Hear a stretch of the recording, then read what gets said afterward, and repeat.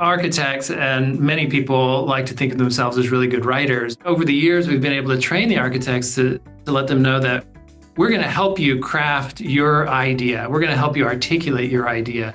And you got to trust us because we're the experts at words and language and communication. You're the experts in design and architect. So let's work together to get that off the ground. There was some pushback there, but I think our success has convinced people that we're doing the right thing. Gensler is the world's largest architecture firm. It generated about $1.9 billion in revenue last year, employing 6,000 people around the world in 57 offices from Boston to Berlin. Gensler has also been big in the thought leadership game, with a think tank called the Gensler Research Institute, which explores issues about workplaces, cities, health, lifestyle, and other topics. Sam Martin is Global Editorial Director of Gensler and one of 22 people in marketing who help the company publish more than 200 blogs a year, a LinkedIn newsletter called Research by Gensler, and other publications and books. In this episode of Everything Thought Leadership, Sam and I talk about how thought leadership became popular at Gensler, especially at the top of the company's key thought leadership activities, and the impact of all this research, publishing, social media, and other marketing, and spreading the word about Gensler and helping it grow. Sam, it's great to have you on our video podcast.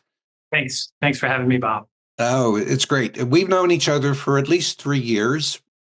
I think it was I reached out, if I'm remembering correctly, I reached out to you in 2022 to speak at our Profiting from Thought Leadership Conference, which was out here in Dana Point, which is where I am. And a number of things struck me from that presentation, and looking at what you folks at Gensler have done in thought leadership ever since. What you do, to me, stands out in the world of architecture. I've had some experience working with architecture firms, and my impression was, thought leadership-wise, the architecture firms as a whole, not Gensler, as a whole, were a little bit behind the curve, thought leadership-wise, behind the curve to what the management consulting firms have done over the years. My perception of the architecture firms and thought leadership was, well, they like to show pretty pictures of their buildings. That's the way they market their expertise. And I guess that was good for many years, but I think what you and other architecture firms are doing thought leadership-wise is a lot different than how architecture firms marketed themselves in the past. Would that be a fair statement? Yeah, I mean, I think there's something to that for sure. I mean, let's be clear. People love to look at finished buildings and projects and interiors, and that, we get a lot of traction with those kinds of images on social media. I think what's different about Gensler, though, is that we at some point realized that it's not only about the geometry, right? It's not just about the physical space. It's about the experience of that space and how people use spaces, how they work in those spaces, what they need to do their best work, for example. What is the experience that you go through when you go into a medical building, into a hospital? How can we make the experience of seeing a sports team better, right? Where does technology play in all that? And so there are a ton of ideas around the space itself that we like to play. In fact, we like to say that what Gensler brings to the table are the ideas that exist between the physical world and the human experience of those spaces. And that's really where our thought leadership exists. Let's go back briefly to your career path in this thought leadership profession, if we can call it a profession, and how it led to Gensler you joined Gensler back in 2019. Tell us about your career path that led to where you've been for 6 years now. I got my start as a journalist, writing, museum reviews and things for the Austin Chronicle. This was back in the late 90s. And then I took a job as an editor at This Old House magazine, which was a Time Inc. publication. So I moved to New York and I was there for a few years. And that was in the late 90s, early 2000s. And then after that, I wrote for a living. And it was mostly writing for shelter magazines like Dwell and others. But I was always covering sort of architecture and design. That was my beat.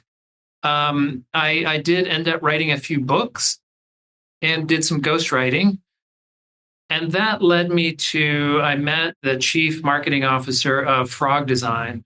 Frog was a fairly legendary industrial design, product design firm that was started back in the late 60s, early 70s by a man named Hartmut Esslinger, who ended up working with Steve Jobs and designed one of the first Apple computers. And so I was connected to Hartmut through this person that I met, and because he wanted to write a book. So I spent a year writing a book with Hartmut. And it was partly about his life story and partly about his ideas about design. That design is not only just an aesthetic pursuit, but that it was actually a strategic practice, a way to actually solve difficult business problems or difficult problems that any business leaders can come up with. And this was I wrote that book with Hartmut in 2007. And then in 2008, I was invited to become Frog Design's senior editor. And this was in 2008 or so. And back then, there was no real talk about, there was thought leadership, but nobody really knew what that was. And for a long time, we just sort of stared at each other and thought, like, well, what am I doing here? And so we stood up a blog, we did a magazine, and we were doing all these things. And I remember the president of the company back then, her name was Doreen Lorenzo. She said, ideas are the most important thing that we bring to market. It was very much about like that management consulting firm. Frog was a design consultancy. And so the more ideas we could get out into the marketplace, the more business we could generate. And that was really my first experience into this world of thought leadership, content marketing, and the rest. And then I bounced around a bit. I went back into publishing. I worked for Texas Monthly Magazine here in Austin, which is a very well-regarded magazine that was a little bit behind the times. I helped them sort of transition into the digital world. We did a new website. I convinced a lot of the old writers to begin blogging and doing social media. And then I did some more bouncing around. I ran my own content shop for a little while.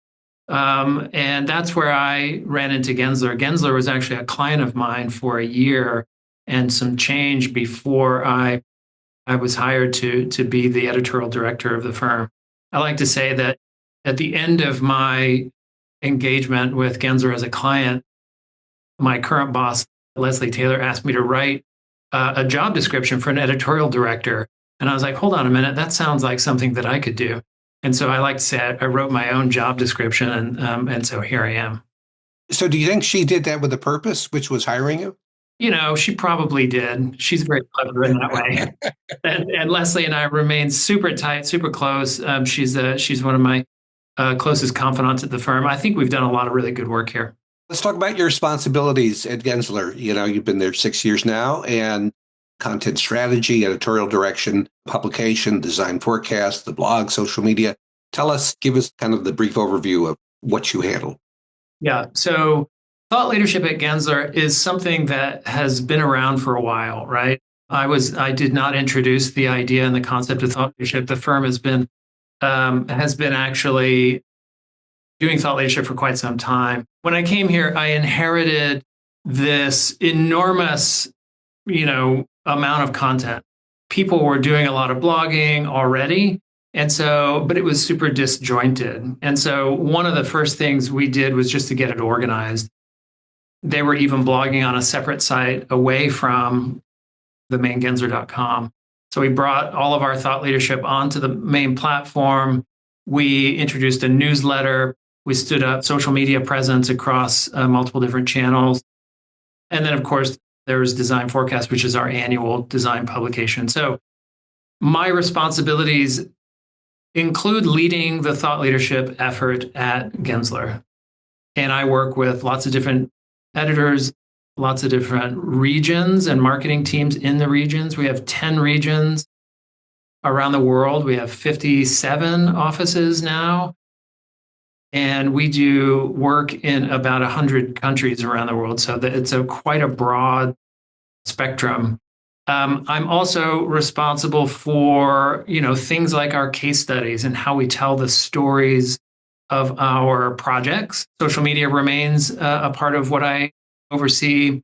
And then, of course, design forecast, The Design Forecast is our annual print publication that has an increasingly large digital footprint now.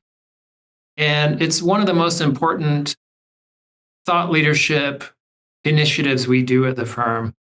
So the end result is what everybody sees. But for us, there's a ton of value in actually getting all of the practice area leaders together. We have 34 different practices that we do business in. So sports, workplace interiors, hospitals, university buildings, and so on.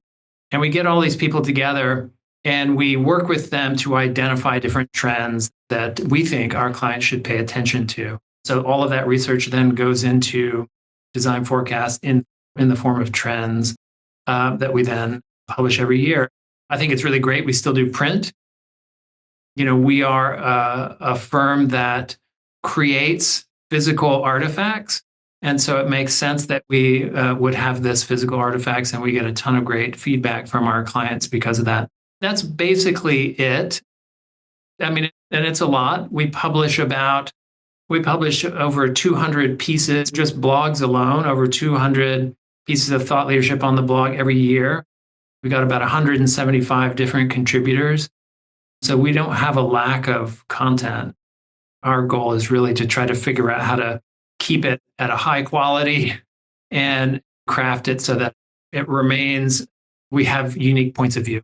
So what do you think are the biggest differences between the way, let's just take the blogs. What I'm assuming is they were just people could post whatever they wanted. It was on a separate website from Gensler.com.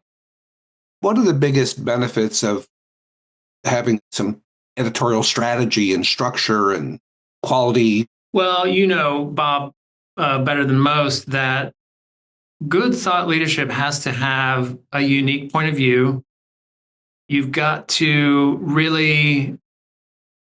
challenge your clients, right? You can't just tell the same stories over and over again. And I think that has been probably the biggest influence that I've had on the firm. Because as you say, people were able to just blog whatever they wanted. And we still get people, submitting ideas that are not good enough, that are probably better put on their own personal LinkedIn channels. And so we've brought a rigor to the effort, right? So we actually require people to pitch their ideas, and we scrutinize those ideas. We talk with them, we shape them up, and that whole process happens before anything is even written. So before I arrived there, that rigor did not exist, and I think that's the main thing. And did it take some adjustment on the part of people who would just, in the past, just post whatever they wrote? Oh, yeah. And now there's kind of an editorial gate, and now Sam's telling me this is not new enough. Was that kind of a culture shock, or, did that at first go down easily? It didn't go down easily. It was a bit of a challenge.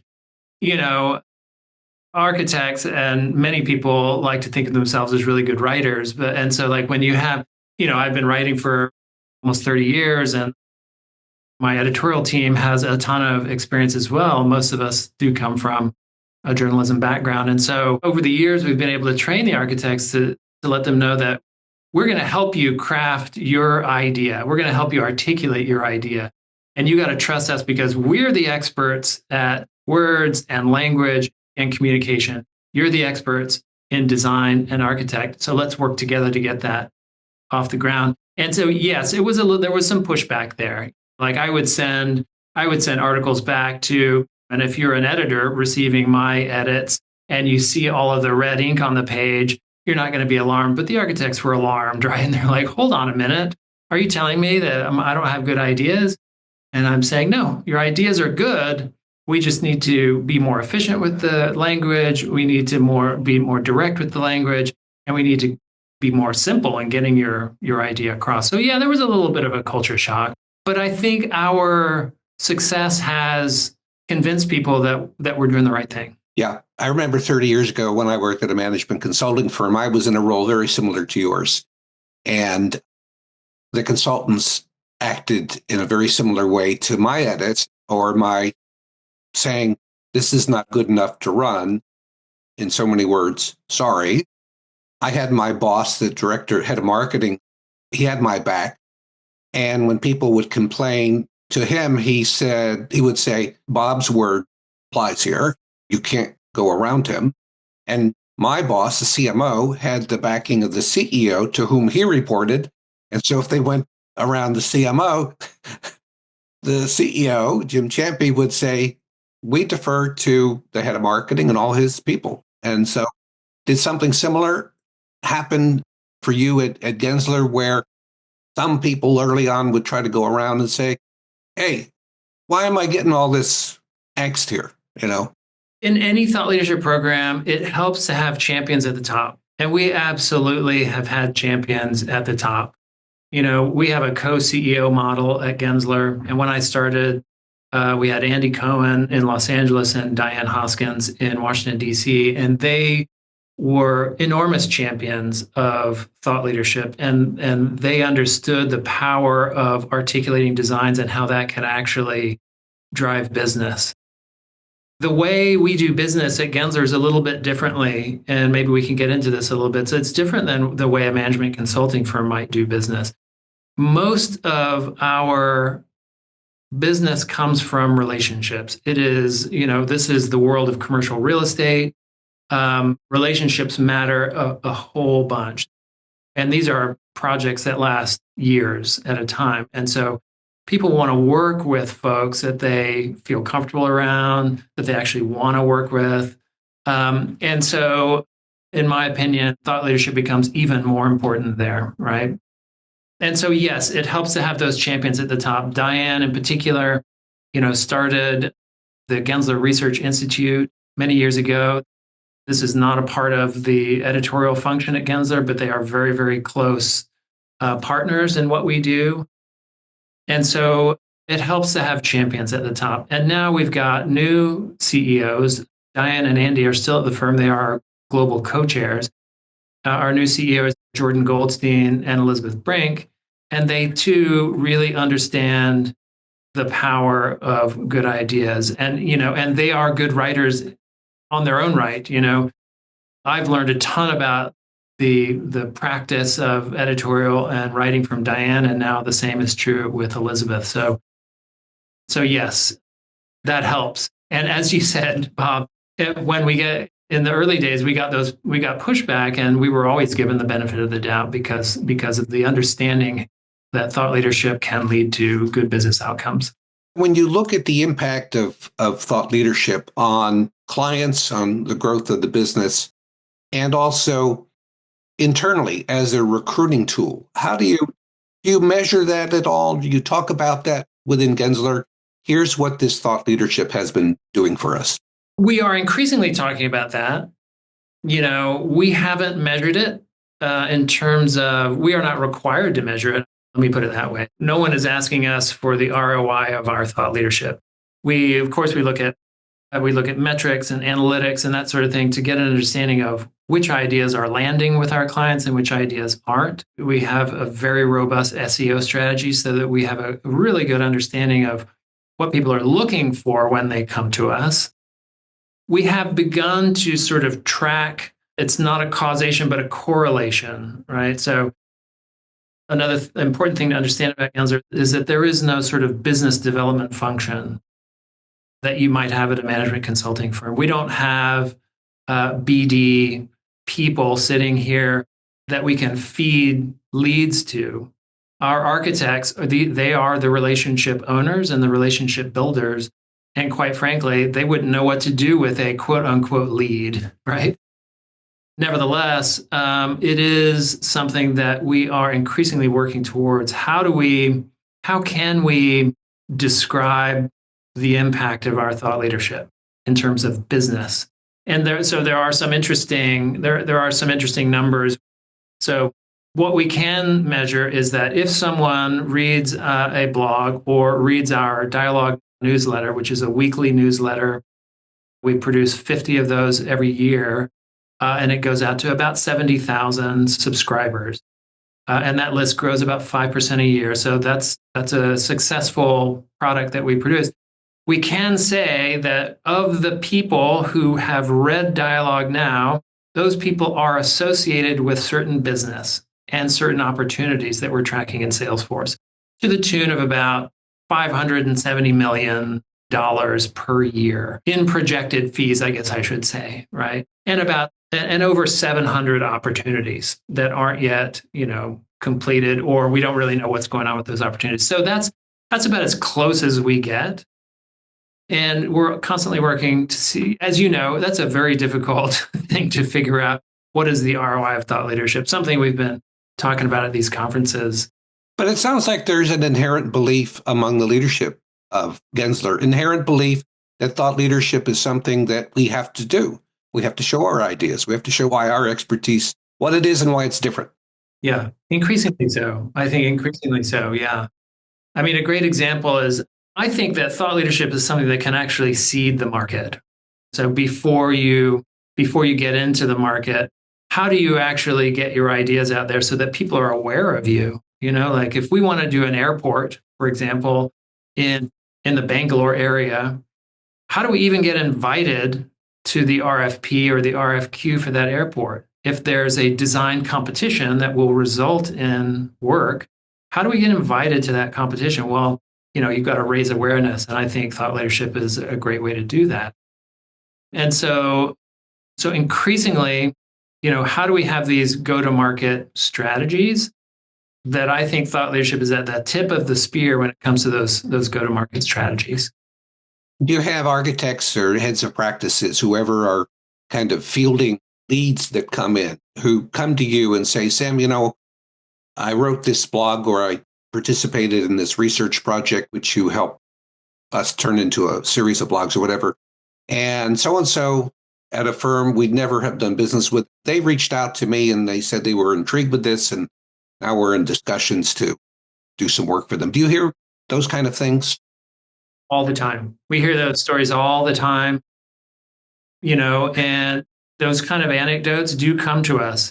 But there's no rigor around it. There's probably so many more of those stories that we don't hear about. We did years ago, maybe 2 or 3 years ago, we did a concept for Uber about their flying taxis, right? So we designed this sort of building that could hold travelers, and on top they would have these flying taxis, and we brought in the design team. They did these great sketches.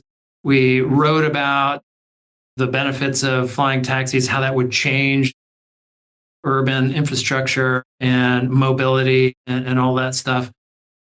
And then we know we got a call because of that work, and that resulted in like a $7 million deal. So we hear about those sorts of things all the time too. In part of our turn towards trying to understand the ROI of our thought leadership, we're telling people, please send us these stories. These can be really valuable.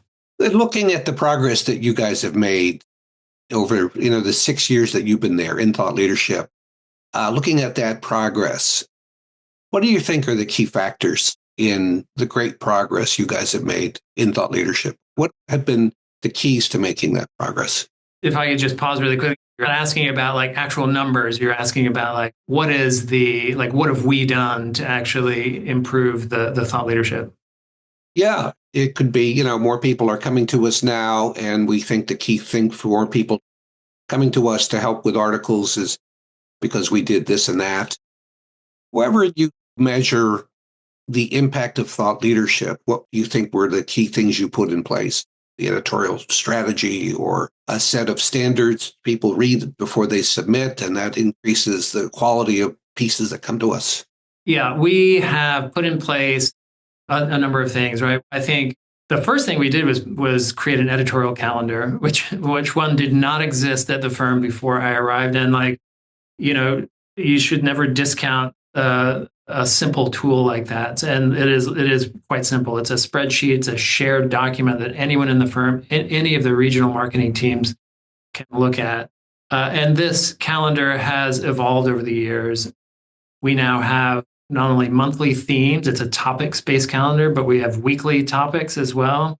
And these are anchored to industry events.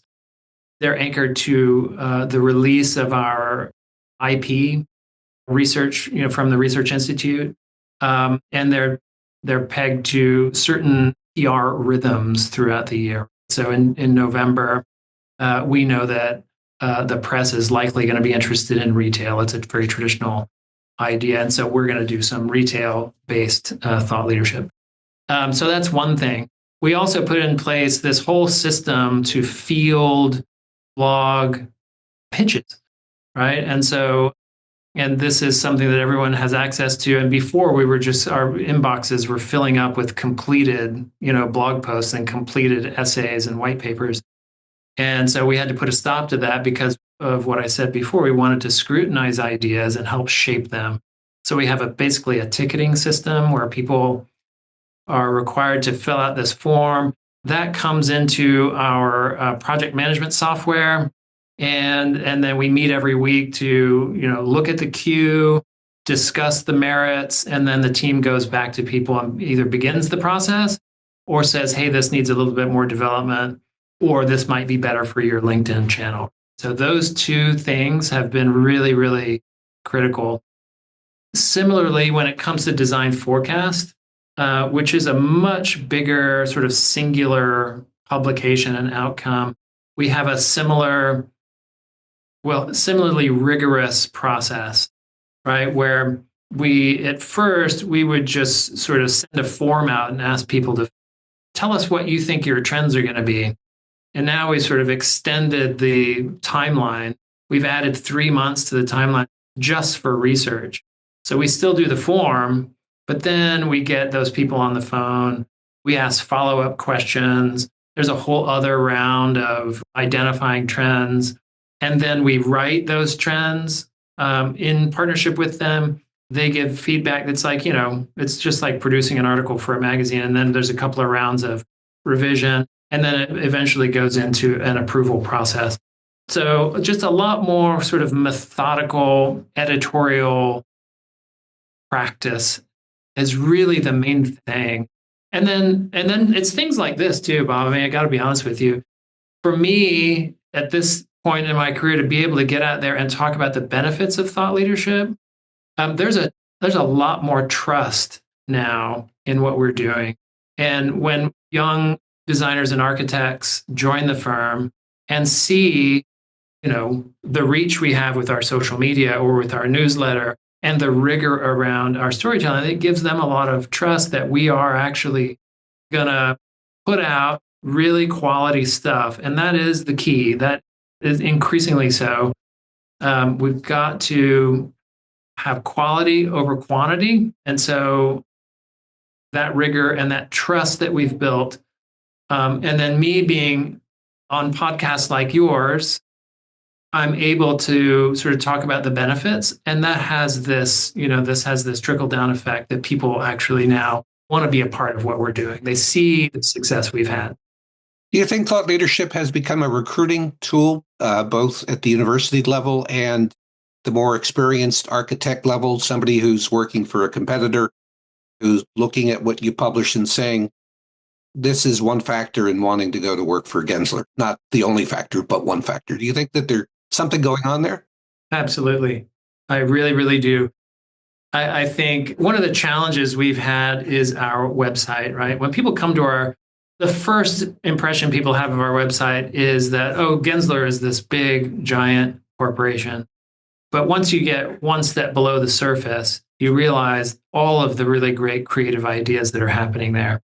There is a creative culture at the firm that we try to pull out into our thought leadership, and we try to project that through our stories.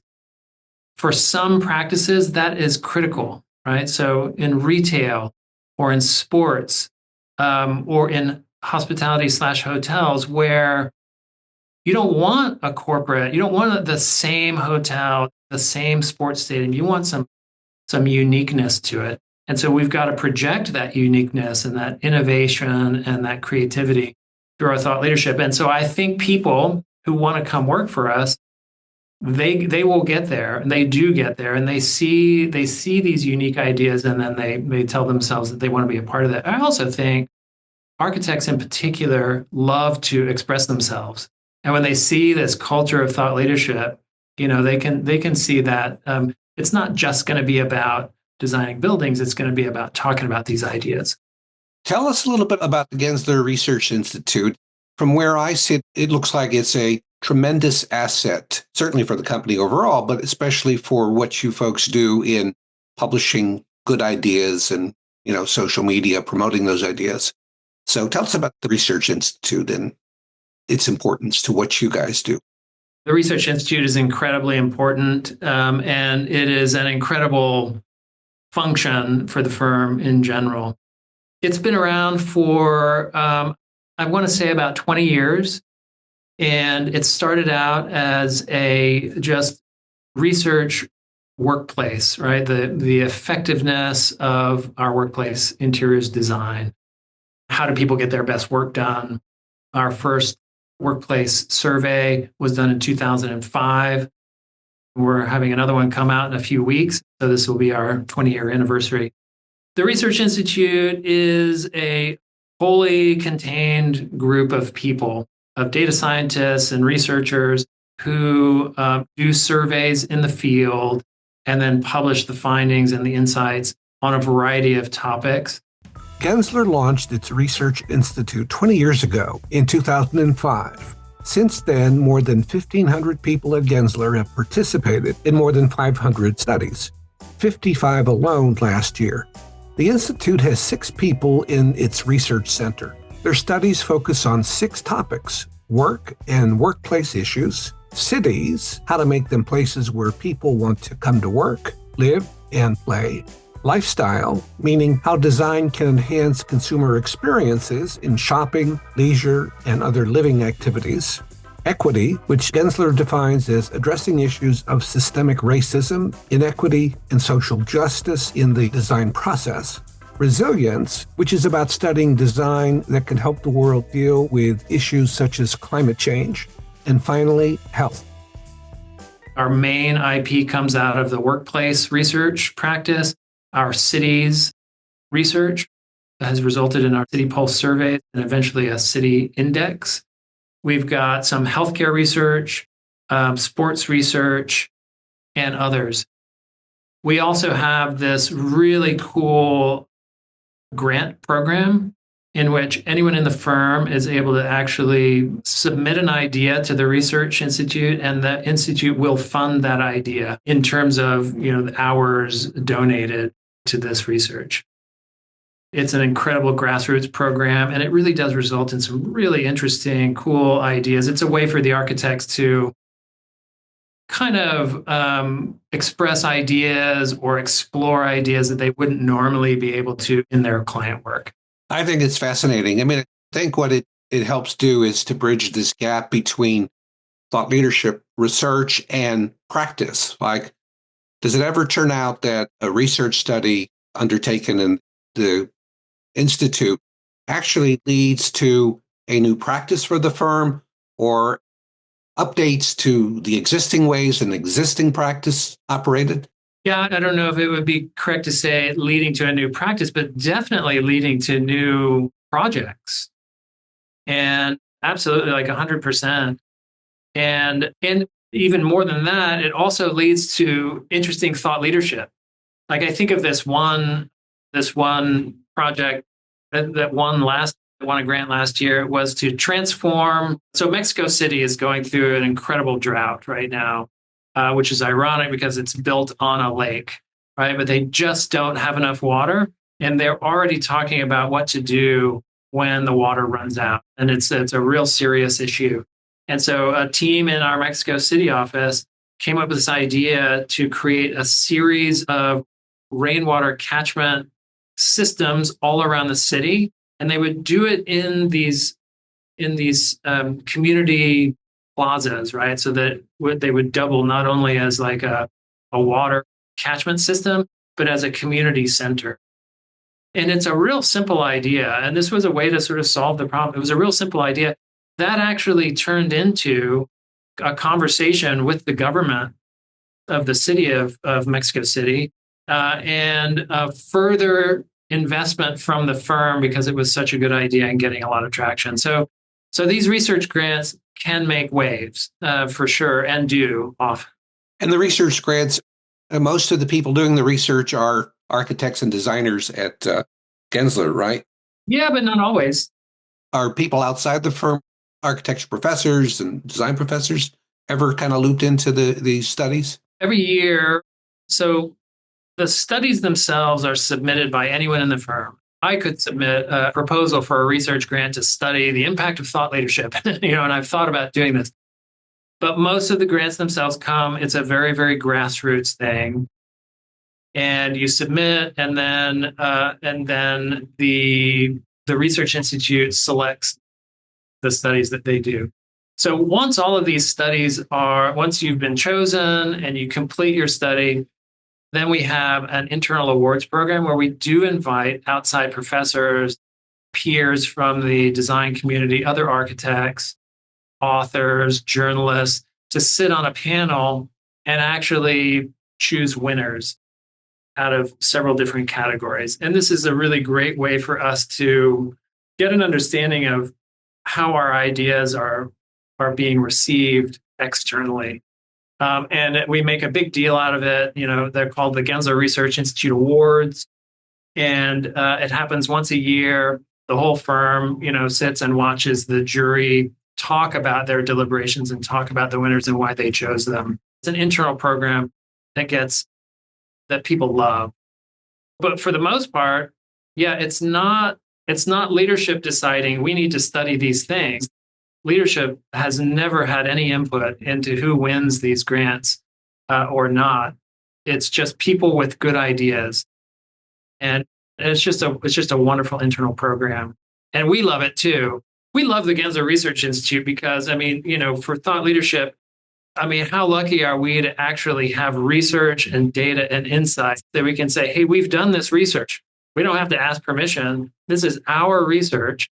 And so then we ask ourselves, what does that mean? The data from the Research Institute is often and always sort of a jumping off point for really good thought leadership. If we know this about how people think about the office, then we should be designing in these ways, right? Like that's a great way to think about thought leadership. How much more difficult do you think your job would be if there was no Gensler Research Institute? Yeah, I think we'd be using, insights from McKinsey and some of the other management consulting firms. I think, and there's plenty out there, let's just say that. But I think the GRI or the Gensler Research Institute just lends a certain amount of credibility to our ideas and our thought leadership that I think would be really hard to duplicate otherwise. Because I think most people do go to the existing research that's out there for the big players like McKinsey or Deloitte or Accenture or whoever. The fact that we have our own pool of data is it's an incredible source for us to dip into. Yeah. My experience, I tell people, look, there's two sources of content for thought leadership. One is the field experience of the people in your firm who are billable, whether they're architects or consultants or accountants. That's the field experience. And then there's primary research with doing studies, quantitative and qualitative research, case study research surveys with clients and prospects and others. And so you need both. You need to collect the field experience of the people out there who are delivering the services of the firm. But you also need to research clients and non-clients and kind of take their pulse and see what they need and what best practices are and that kind of thing. You need both. And the work of thought leadership people becomes much easier if you have both sources of content working for you, not just one. That's right. Yeah. And the data, and this is what we talk about all the time. The data that comes out of the Research Institute is interesting, but on its own doesn't do the work that it can when put into a piece of thought leadership, right? And so, we may have an understanding that 40% of the people that go into the office actually want to be there because they need to do focus work, right? And they need quiet space and that sort of thing. 40% of the people also need collaborative space. A very small percentage of people actually want to be at the office to socialize. And so we can look at that pie chart, and you can think about it. But then when my team comes and works with the Research Institute, then we can say, okay, what does this actually mean? How should we be thinking about the workplace now? And that can actually result in a really unique point of view and some really interesting design solutions. So be helping them become more prescriptive. So here's the finding. So what would we advise clients to do? Exactly. And we've had a lot of success with that kind of practical outcome of our thought leadership. So big ideas are really interesting. Big ideas for the future are really interesting. But what we've found is that what our clients really respond to, what our audiences really respond to, is that we're going to talk about this big idea and we're going to talk about a different point of view of the office, right? And then here are the 3 things you should do now in order to prepare for this wonderful new future where people actually want focused space at work, right? So exactly what you say. So you can't just stop at the point where you say, there's a big problem out there and there's a big opportunity. You have to say a lot more. Here's how you pursue that opportunity. Here's what you do. That's right. And architects love that stuff. We're lucky because they're like, well, I've got a ton of good ideas for design solutions. Here's how I can design a space. So yeah, exactly right. So where do you see Gensler's thought leadership going over the rest of this decade? I know it's hard to project 5 years out, but what activities do you think will remain the same and what might change?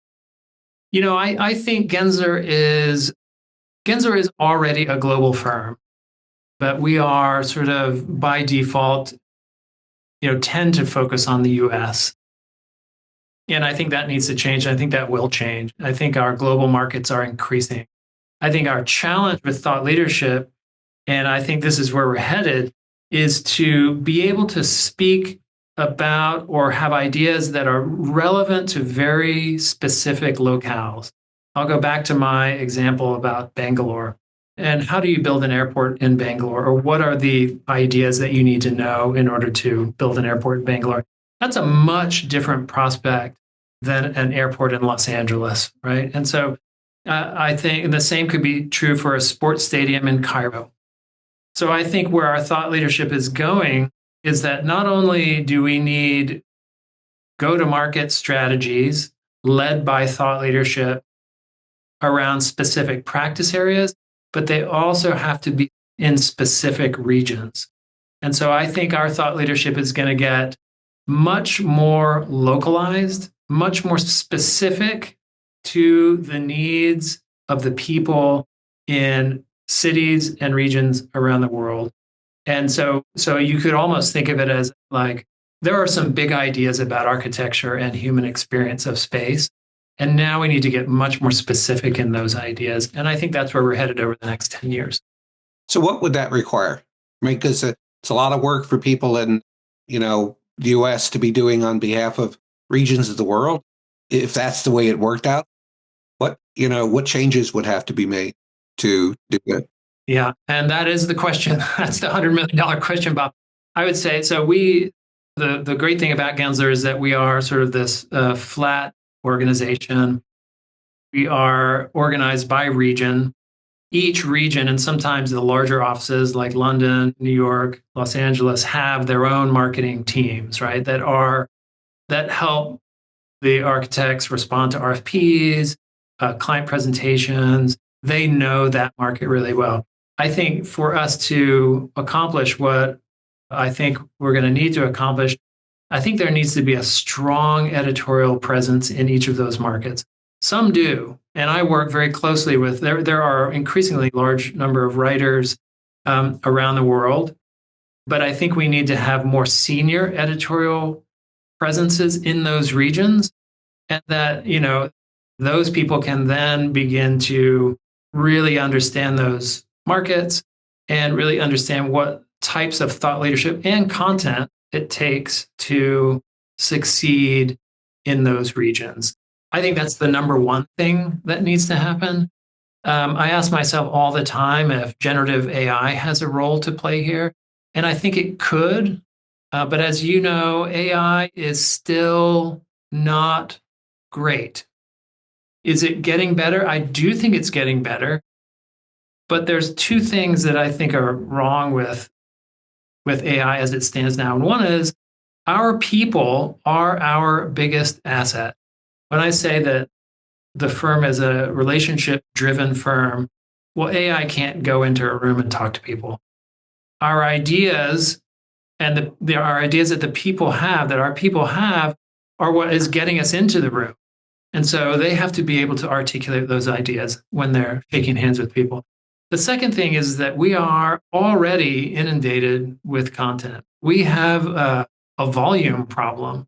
And so, when you think of AI, the first thing you think of is, well, you can have all the content you want, but that's not what we need. We need quality content. We need actually less volume and more quality content. And so those two things right now seem to be at odds with what generative AI can do. But we are exploring that possibility and seeing if it could help. Maybe it could at least help us stand up some program in these very specific regions around the world. Yeah. Even if generative AI wasn't here, it would seem to me that making thought leadership more, tailoring it to regions, to regional differences, as you described, that is that could be looked at as decentralizing thought leadership content marketing, and that might result in challenges in keeping quality high, a consistent level of quality, right? And so if that would be the case, if you can imagine that, then how do you keep quality high if it's more and more decentralized? Yeah, it's a great question. And part of Gensler's success has been its decentralization in terms of, we like to say we're global and local, right? So we do more business than any other architecture firm in the world. And that's a good thing for some people. Some people really want that scale. If you need to create, a 5 million square foot campus, you're going to want somebody that can actually scale to that level. But, increasingly people are hiring folks, designers and architects that understand the local needs, desires, and idiosyncrasies of place. And so we like to say that we are global and local because we have access to global resources and a diversity of ideas from all around the world, but we also have people in these cities who understand the market. So Gensler's had a lot of success for being decentralized. You're right, though, that if we just set people loose on the thought leadership front and don't have the kind of oversight, then I think we're going to be in trouble, because we don't want to repeat stories that are happening elsewhere, despite the fact that they may have unique challenges in those markets. And so, there's a lot to think about there. I like to call it, the question that I'm posing is, how do we scale locally? And that is the unique challenge. But I think this is the exciting challenge that we're facing over the next 10 years. And in a person in my position, this is a great challenge to have. I really look forward to cracking that nut. It's like saying, well, abundance is a challenge. Abundance is a problem. Abundance is good, right? But you want high quality and abundant content. Well, Sam, this has been great. If I was 20 years old, I think I would be applying to go work for you at Gensler, and I'm not 25. So you won't see my application. But this has been terrific, and I wish you guys the best of luck. I just totally admire what you and your colleagues have done with thought leadership and marketing around that. And there's so much to learn, both within and outside the architecture firm. I think every consulting firm and every IT services firm and every technology software company and accounting firm should be looking at what you guys have done in thought leadership, because I think the ideas, the principles transcend industries. They really do. Well, thank you, Bob. It's always good to see you. I really appreciate being on your show, and I look forward to seeing you next time. If you enjoyed this episode, we'd love it if you left a like and if you shared the episode with your colleagues. Everything Thought Leadership is a video and podcast series from Buday TLP. It's for thought leaders and thought leadership professionals, the people who help experts get recognized as thought leaders. You can find out more about Buday Thought Leadership Partners at budaytlp.com.